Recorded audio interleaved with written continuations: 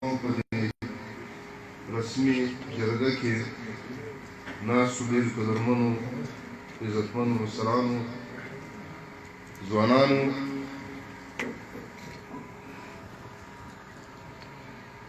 ملګري دلته خبره وکړه چې نواز صاحب راشي څو خوږې خبرې کوي ما ورته وویل چې زما په خبرو کې خوږوالی کم او ترخوالی زیات دی وایي چې حالات داسې دی پښتانه به چې اوس حالات بیانوو نو په هغه کې ترخوالی زیات دی د ټولو مخکې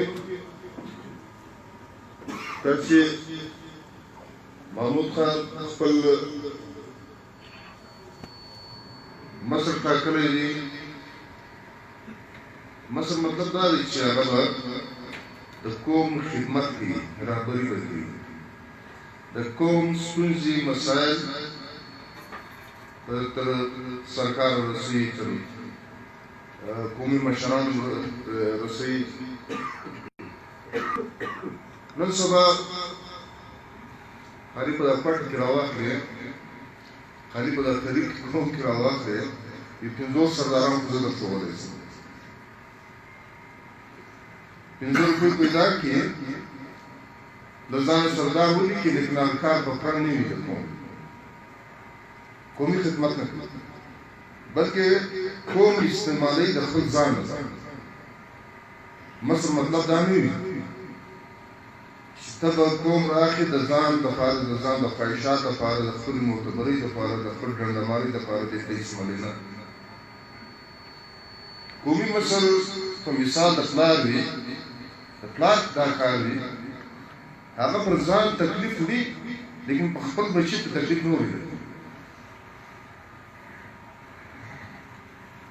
نن سبا خو مشران ډېر سوي دي او هغه چې آخر وخت راشي مشران به ډېر شي هغه د آخر وخت نشاندهي په دې کېږي چې ما راته وویل چې په یو طریق کې تر 50 زیات سرداران به پیدا کولی شي دغسې د غلجي نورې پښې دي د کاکړ نورې پښې دي د دراني نورې پښې دي لیکن هغه کار په کار نه دی هغه سړی به نن سبا مخکې کېږي ګوره دا قبایلت موږ چې دا ژوند کوو موږ ځان ته قبایل دی د قبایلو تاریخ په زراو کلو خپل تاریخ دی پخوا مصري د قام د قبیلې مصري به هغه سړي کوله چې بدني طور جسماني طور به مضبوط بقاعده چې به یو د قبیلې سردار مصر مړ شو بیا به دا قبیلې په منځ کې د په توره په غېږه په هر څه شو چې کوم به جسماني طور زورور و هغه به د قبیلې مخکښي کول بیا وخت حالات ارکا پر مخ روان وي دې څخه ډېر مسایل پیدا کېدل هغه په کیلو مسایل ویشتل بیا د دې څوکه د قبیلې مشران که ملکي وو که خاني وو که سرداري وو هر شی شو هغه د وراثت شکل واخیست چې د قبیلې سردار مړ شي نو زوی د سرداره جوړوي دا بیا په زراو کلو داسې نظام راوچلوي اوس یویشتمه صدۍ ده اوس دا قبایلیت چې دا وخت لیکن دلته یو بل نظام راغلی چې هغه ته وایي جمهوریت په جمهوریت کې وراثت نه وي جمهوریت کې بیا دا وي چې یو ګوند وي یو پارټۍ وي په هغه کې یو سړی راځي خدمت کوي کار کوي کارکون وي بیا د خپلې کارکردګۍ په بنیاد باندې دوی څو نشه خدمت کوي د قوم کار کوي نو خلک دا پارټۍ تنظیم دته رایې ورکوي ووټ ورکوي دوی پر مخ بیایي نو هغه چې دوی د پارټۍ مخکښي ځای ته ورسېږي لیډر جوړ شي هغه دوی مکمل انسان هغه د خدمت په نتیجه کې هغه ځای ته رسېدلی. لیکن په افسوس سره دا وایم چې موږ په یورپ په دې کې خو جمهوریت راغی، د قبایله ته خلک ووتل، ښه سړی راځي مخته د ملک سربراہ جوړېږي، وزیر اعظم جوړېږي، صدر جوړېږي، گورنر جوړېږي، وزیر اعلی جوړېږي. لیکن موږ سر خو تر کړکۍ سرې جمهوریت وینو، نور وجود مو ټول په قبایلیت کې فساد. یعنی جمهوریت داسې یو هوا راغلې ده، پارټیان دي، پارټۍ دلته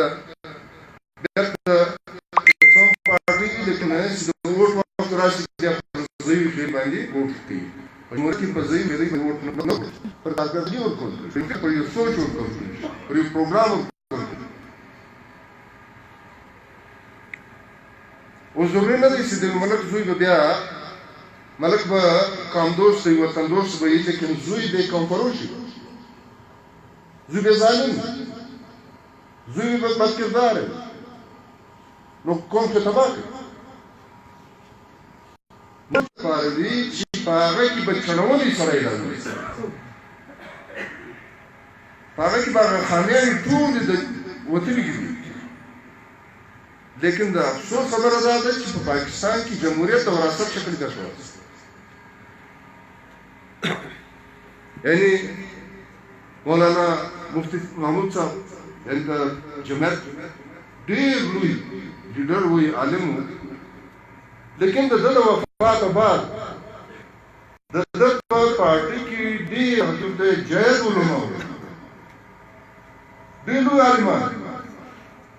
لیکن هغه ته سربراهي نه شوی، د ده وجود ته نه ده.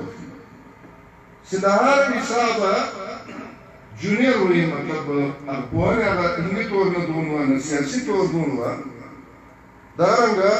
د باچا خان زوی چې باچا خان مړ شوی، د باچا خان بعد ډېر لوی لوی خدای خدمتګاران په پارټۍ کې وو، سینیر خلک. لیکن راړ ولي خان چې د ده مشر زوی و، هغه ته سربراهي ورکړه. بیا د ولي خان بعد د اسفندیار خان دی، اوس بیا هغه بیا خپل زوی ورکړی. د غرنګه پښتونخوا کې زما خپل پارټۍ ده، زه د پښتونخوا سره تعلق لرم، خان شهید سره ډېر سینیر خلک، ډېر ښه مبارز خلک. لیکن د ده د شهادت بعد د ده زوی پر هغه لیډري کښېنست. آیا د بوټو خاندان خو نو بوټو واقعي لیډر و، د ده د عالمي نړۍ لیډر و، پاکستان لیډر نه و، ډېر لوی لیډر و. بیا راغی لور ته شوه، له لور څخه بیا لاړه ګسر د مسیب شوه، هغه زرداري دی، بیا بوټو موسیقي، زرداري موسیقي، شیشو موسیقي، دا ټول سیاسي دکانداري. زه اول ارزښت د دې خلاف یم چې قبایلیت به دغې په سیاست کې په وراثت نه وي. په سیاست د خلک د خدمت سولې خدمت کوي، هغه دا په پاکستان کې چې جمهوریت او د پاکستان نظام سیستم چې نه سموي، د هغې بنیادي وجه ده چې د سیاست کاروبار جوړ شي، بزنس جوړ شي، دکانداري جوړ شي. هر لیډر دا کوشش کوي بس زه تر دې ځایه ورسېږم، زه ډېر پیسې جمع کړم، زه ډېر جایدادونه جوړ کړم، زه ډېر وکړم. د ولس فکر نه ورسره راشي، د ووټ په ټایم باندې ووټ غواړي، ووټ چې واخلي بیا د عوام 15 کاله ایري بیا بل الیکشن راځي، بیا دوی ووټ غواړي. ولې هغه جمهوري هغه پختګي ته اوسه پورې نه ده زموږ ولس. اوس عالمي نړۍ کې یو ډېر لوی غوبل روان دی، او د هغې غوبل چې دا ګډ تماشه روانه ده، هغه زموږ پر وطن باندې، که د بلې وار باندې ده، که د دې باندې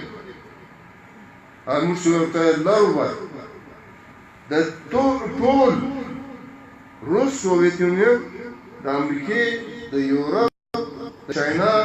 د انډیا د اسرائیل د عربو ټول میدان جنگ د پښتون وطن جوړ شوی موږ د خپل وطن چې ډېر په محنت په خوارۍ په مزدورۍ د کراچۍ د سیند په تودو ګرمۍ د دوبۍ په ګرمۍ په ریګستانو کې دا افغانانو دا پښتنو محنت کاوی په مسافرۍ ورک په کلو ورک د مور پلار د یو نیستۍ وطن دا وطن چې آباد شوی دی په دې کې د سرکار حصه ډېره کمه ده ولس په خپله که یو ډوډۍ پیدا کړي روز روزي پیدا کړي دا د ولس محنت دی لیکن نن هغه وطن چې ما ستا پلرو نیکهګانو په ډېر خوارۍ رانه جوړ کړي هغه وطن نن ستلا چې وزیرستان ته واڼه ته بنو ته ټانګ ته زموږ ولس ځوانان خو سر پوهېږي پر دا موبایل پر دې باندې شان ویني ولې بدلون به اوس دوی راولي زموږ دا سپین ږیرې د دې شان سره ناولده دي د دې شان سره پوهېږي نه ولې نیستي په مخ اخیستي سهار مزدوري چې وځي ماښام راځي نه د اخبار سره ولده نه د ریډیو سره ولده نه د کمپیوټر نه د فیسبوک سره ولده نو موږ ډېر شاته پاتې شو علمي طور شاته پاتې شو یعنی معاشي طور شاته پاتې شو د دنیا کومونو لارو پر مخ باندې زما استاد وطن دا حال دی چې دلته 80% رزق روزي له دغه زراعته چې دا تاسې وینه شوي پر روډ ودرېږو دې خواته دغه د انسانان ته رزق روزي وکړي لیکن د دې مستقبل محفوظ نه دی د دې ځای سرکار د دې ځای نمایندګانو و دې خواته توجه نه وکړه چې زما ولس رزق روزي دا بازار دا دوکانونه دا ګر د ټماټر په پیسو چلېږي د توکلو په پیسو چلېږي د ګوبي په پیسو چلېږي نور چې د سبزیاتو هغه دې دغو پیسو چلېږي او که دا زمینداري ختم شي او دا به ختم کړي د دې لپاره سرکار بندوبست نه دی کړی د دې لپاره د دې ځای لیډرشپ بندوبست نه دی کړی چې کوم شی زموږ ته ضرورت وي ډیمونه ولې چې د دې وطن باران ډېر کم دی او شیر باران کم وي هلته به ته یو څاڅکي محفوظ کوې ته به ډیمونو پرې جوړوې ستا دا زراعت چې دی دا په اوبو پورې اړه لري او چې اوبه نه وي دا خلک به دا درخت ښکاري اوس ورځ په ورځ ستا آبادي زیاتېږي او پښتانه لا لږه په دې کې تکړه دي چې پیسې پیدا کړي د پیسو په استعمال نه پوهېږي بیا بل واده وکړه بیا بل وکړه پیدا کوی زېږوی په دې حساب نه کوې چې دا ساتل غواړي دا علاج غواړي دا تعلیم غواړي بس خالي موږ د دې لپاره پیدا کوو چې بیا ګمان پر تړو بیا به نور هغه پر کوو بل څوک دې استعمال موږ د پښتانه بچیان د دې ملک اسټبلشمنټ پنجابیانو عربیانو امریکنانو دا ګرد استعمال کو دا خپل کور که لر دی که بر دی دا ټول په د خپل پښتنو ولرو موږ سره چا زیاتون نه دي کړی موږ په خپله د خپل ځان سره زیاتون کړی موږ خپل وطن په خپل نړولی د دې مجرمان موږ په خپل افغانستان موږ نړولی دي وزیرستان موږ نړولی دي بل موږ نړولی دي مسجدونه موږ نړولی دي درې دماکې کړي دي په سکولو کې مو دماکې کړي دي هغه موږ په خپله کړي ته ولې خبر په مرضي چلوې ته ولې سوچ نه کوې ستا دا انسانان دا بچیان ولې دونه ارزانه دي خلک په دنیا کې کوترې ولې شاکې ایلۍ ولې پسونه ولې هم په حساب یې ولې لیکن د پښتانه بدبخته بچیان دلته بې حسابه وو څه ګناه مو شوي منځونه تر هر چا ډېر کړو روزې تر هر چا ډېر کړو حجونه تر هر چا ډېر کړو په ریوند کې که 10 لکه اجتماع وي په 10 لکه 15 لکه 20 لکه پښتانه دي دا ګر ټول لیکن دغه باوجود خلک موږ نه پرېږدي.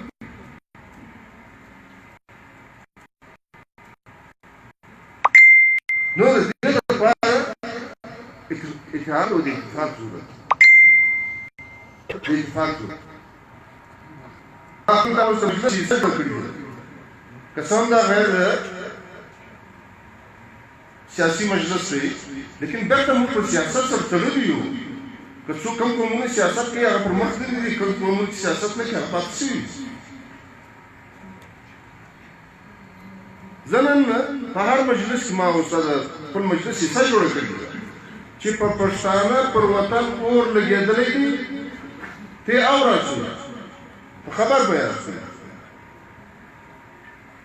ما ټول چې واڼه وزیرستان دغه علاقې دا داسې جوړې کړي دي چې هلته نه اخبار والا یې نه کوي،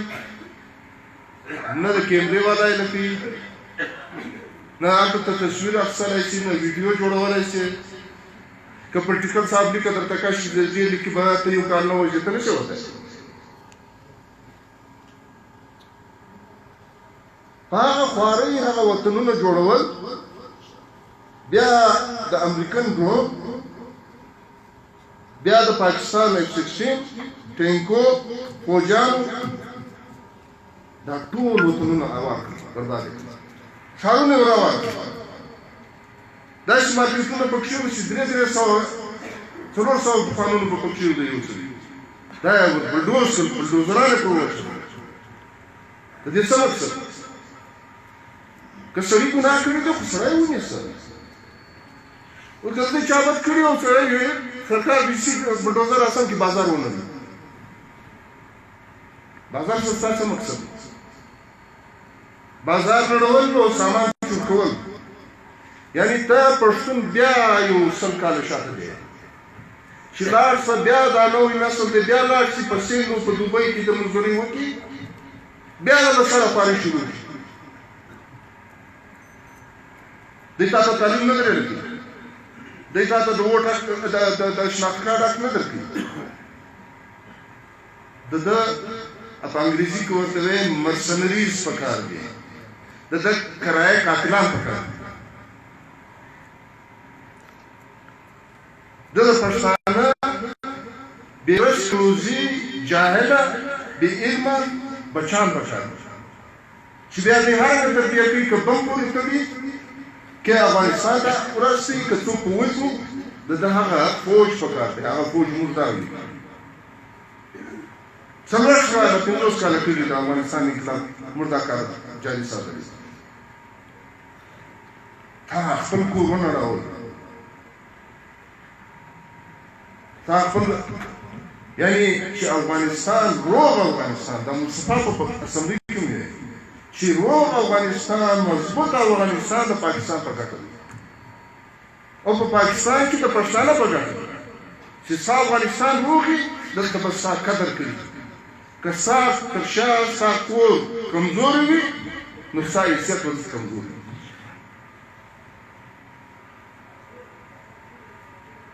بهرحال داسې اوس مجلسونه درته کوم ډېر اوږده مجلسونه. په دې کې باچا خان 45 کاله جدوجہد وکړي، دا خو سر نه کړه.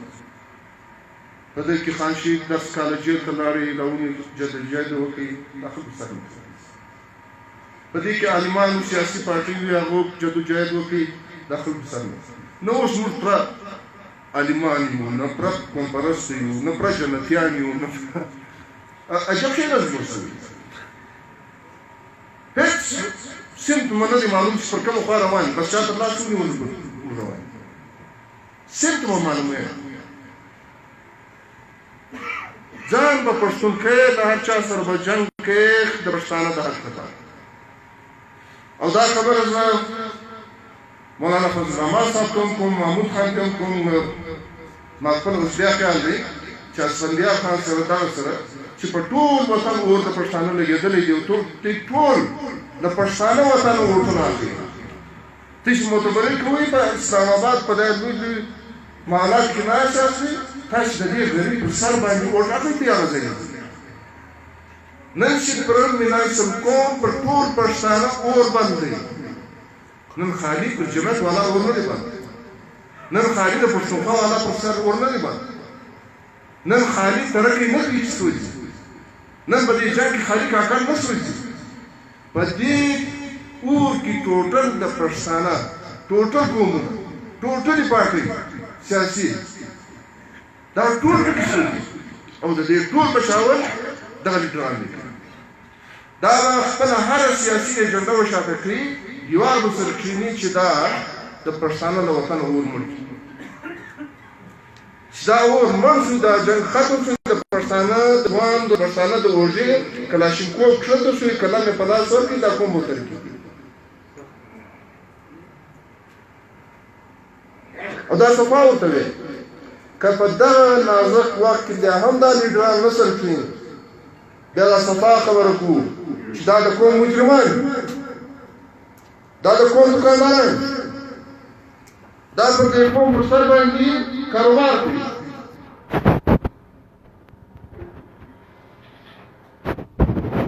نو دا سیاسي اړخونه دي چې سیاست به څه کوي دا پښتون سیاست نه کوي او کې کوي هغه دې طریقې کوي چې نن تبعیض زموږ قسمت ورسوي اوس الله پاک ډېر غني وطن راکړی دا افغانستان څخه یعنی دا وخت په افغانستان کې دغه قدرتي دولت پروت دی چې الله پاک دغه را هغه کړی دی یعنی دوه غني وطن پیدا کړی دی چې کومه دولتونه په غرو کې پراته دي مختلف قیمتي کاڼي دي که کروم دی که کویلا ده که غشی دي ځنګلونه دي موږ د چا د مدد محتاج نه یو د امریکې نه د چا زموږ په وزیرستان کې ستوني دولتونه پراته دي نن ټول فوج پر ولاړ چا دې نه ورکوي خپل ولس یې نه ورکوي عجبه دا ده چوکیداري زما او نیکه او مشرانو پښتنو پر کوله بدۍ پر کولې پر هر شله بدي کوله لیکن چې نن یو دولت راووتی سار فوج پر ولاړ دی دا زما ته به مسؤل کار ته به مسؤل زه به ولې مسؤل زه خو مالک یم ما پر دې وطن وینې تو کړي نن په دوکۍ کې داسې خلک وي چې په دوکۍ کې کار کوي په دوکۍ کې باقاعده ملیشه ولاړه ده الله پر هر شاک باندې په زره روپۍ اخلي ته چې کار ښه ته یو خلک سره وجنګې ته یو خلک سره وجنګې قبیلې سره وجنګې بیا مې روپۍ راکړي بیا دننه په ننوځې بیا د خپلو پیسې اخلي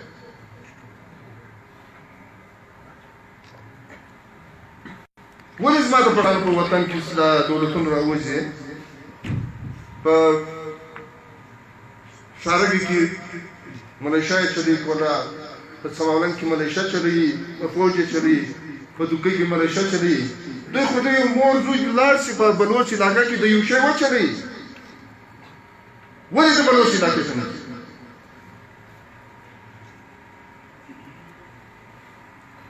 دا موږ ذکرې دا په دغه کې ساتي دوی ته پرتایز باندې یو بل جنگ کوي بین الاقوامي دا فیصله ده نه کاله مخکې زه له کرزي صاحب سره ناست وم په شان کړي ښکلا نه رایله کوي تعلیم نه رایله کوي بل شي نه رایله کوي وطن رحمت دی سرونه رانه دی نن یو بل جنگ را روان دي کسي دا چې په افغانستان کې جنگ ختم شو کندوز سیابر ورځ کومه پیښه شوې هغه پیښه نه ده د دې تر شا کوم عزایم دي هغه ډېر خطرناک دي برسره خو ټیک دي اته ماشومان هېڅ کړی دي حافظان دي شل دي پنځه استعداد دي برسره خو دغه دي د حق نه د په انګریزي کې وایي هیومن شیلډ د انسانانو په هغه کې د نن چې کومه کاروایي دوی بیا کوي برسره طالب ګن پروت دی د نن چې کومه تماشا روانه ده هغه ډېره خطرناکه د دې په غاړه کې کوم د طالبانو غټ قومندانان په ورځ په دغه ځای کې میټینګ د هغه میټینګ لپاره چې اوس روس هغه طالب هغه مجاهد چې روس ورسېد نن روس ورلګیا دی راځي حتی تاجکستان ازبکستان کې دا ملټري ایکسرسایز ورته وایي ملټري تربیت ورکوي فوجان چې راشي دلته دا اسلحه وړه اسلحه ټول ورپرېږدي طالبان ته او خپل هلیکاپټرانو په جازو کې واخیستل باقاعده ټیمونه شروع کړي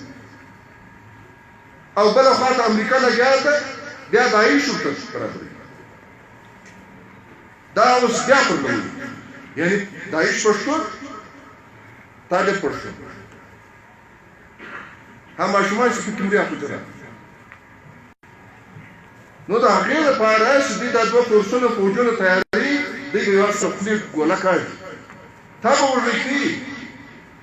تا به بې روزګاره کوي تا به بې علم کوي بیا چې فرانو خوا کوي شوی ته به فرانو خوا کوي نو جمعه د اذانونه دي تاسو دلته راغلي یاستئ تاسو له مسجد ته نه راغلي وخت حالات مجبوري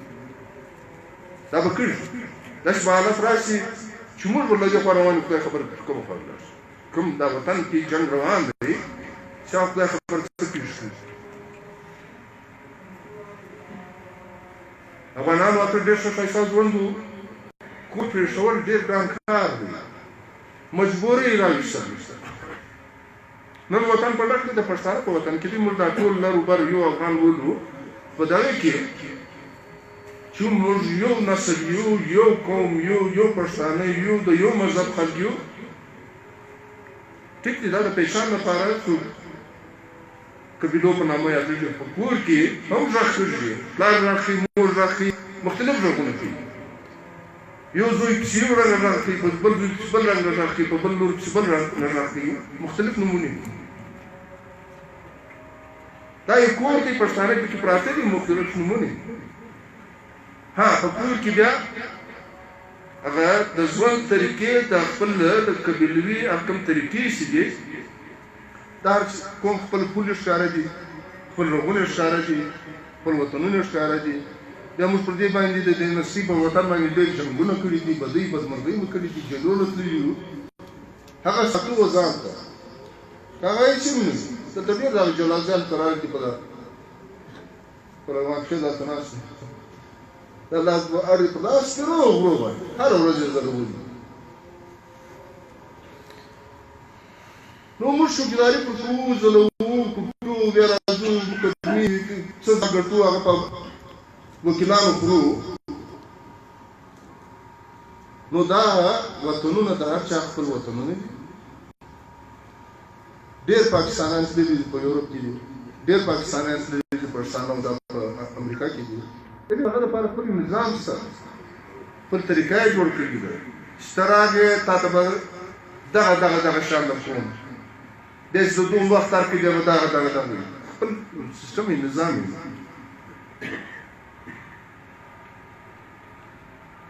دلته په قومي حقوقو کې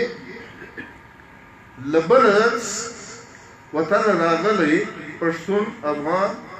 په قومي حقوقو کې حق نه لري دا د موږ خپلو سره پېژنو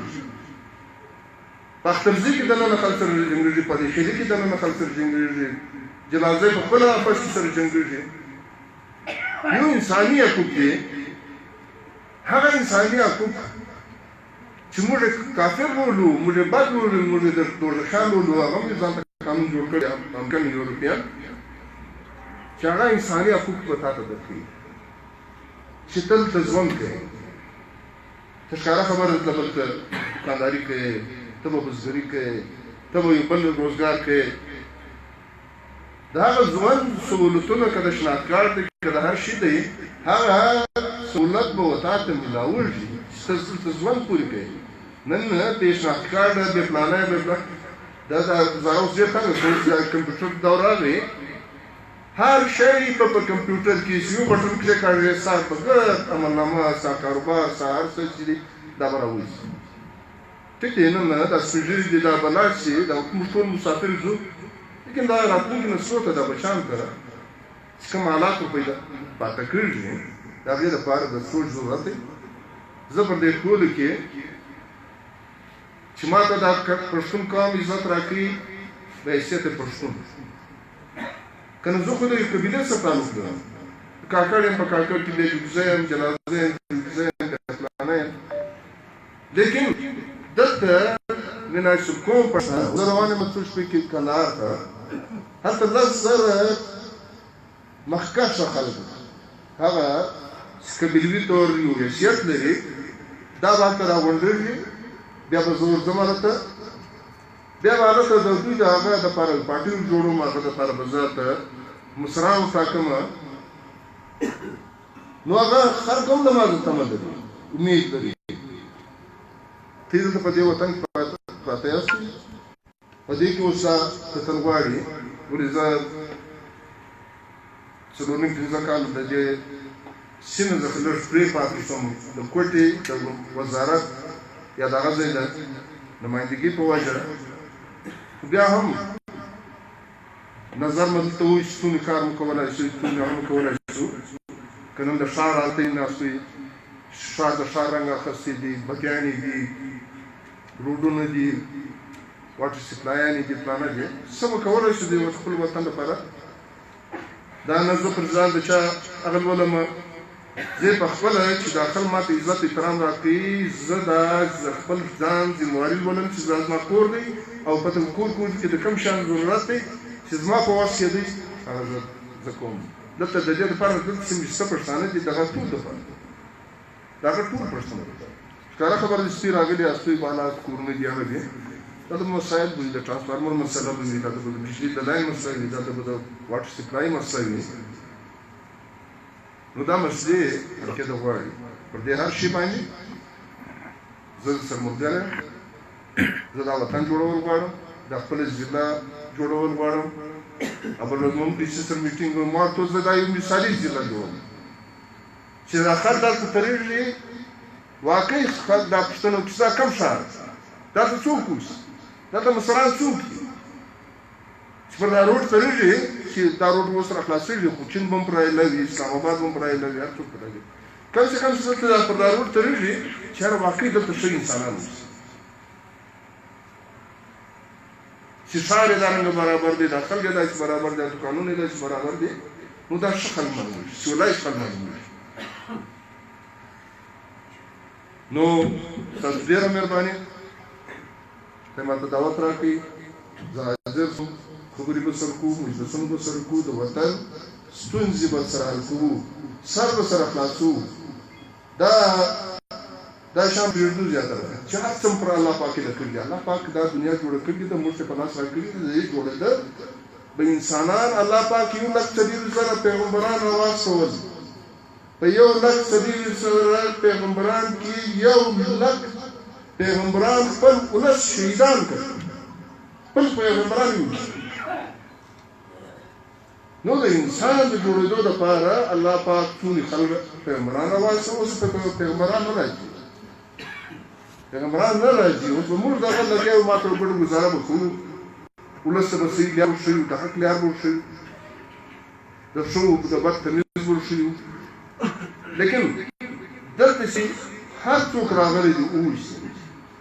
دا هم صحیح په نوټس کې درکوم چې ته به د دې ولې د پاکستاني دي په امریکا کې ژوند کوي د امریکې د لا د قانون مطابق هلته ژوند کوي ته چې پاکستان راغلی ته به د پاکستان د لا مطابق ژوند کوي ته چې کلاشلا راغلی د کلاشلا د روایت مطابق ژوند کوي دا د نوي رواجونو بیا نه جوړ چې د فلاني رواج دی د فلاني د دې ځای قانون معلوم دی د دې ځای رواج معلوم دی د فیصلو رواج معلوم دی د ښځو د رواج معلوم دی د هر شي رواج معلوم دی نو الله پاک ته موږ ته توفیق راکړي د ښه ژوند چې دا وطن جوړ کړو خپل بچیانو ته راتلونکو نسلو ته یو ښه ژوند پیدا کړو ډېره مننه کور ودان واخر دعوانا الحمدلله